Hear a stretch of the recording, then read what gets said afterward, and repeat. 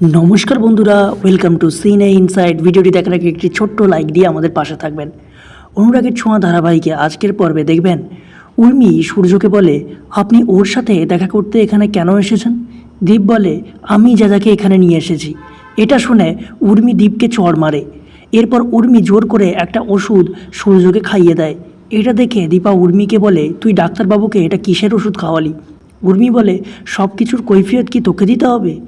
এরপর তাদের মধ্যে এই নিয়ে তর্কাতর্কি হলে সোনা বলে, প্লিজ তোমরা এবার চুপ করো, আমার কিছু ভালো লাগছে না, আমি বাড়ি যাব। এরপর সোনা বাড়ি ফিরলে কুন্তলা এসে গঙ্গা জল চারিদিকে ছেটাতে থাকে আর ফুলদানিতে আড়ালে একটি সাদা কাগজ রেখে দেয়। পরে উর্মি সেটা নিয়ে নেয়।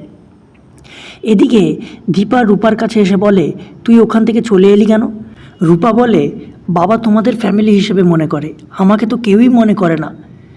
আমার মনে হয় বাবার সব মনে আছে। দীপা বলে, না তুই ভুল জানিস, ডাক্তারবাবু সত্যিই সব ভুলে গেছে। আজ দেখেছি উর্মি কী যেন একটা ওষুধ খাওয়ালো, এর মধ্যে নিশ্চয়ই কোনো রহস্য আছে, আর সেটা আমাকে জানতেই হবে। এদিকে দীপা বাড়িতে এসে দেখতে পায় অবিনাশ এসেছে। দীপা অবিনাশকে বলে, উর্মি সূর্যকে একটা ওষুধ খাওয়াচ্ছে, তাই নিয়ে তার সন্দেহ হচ্ছে, ওটা কী ওষুধ সেটা জানতে হবে।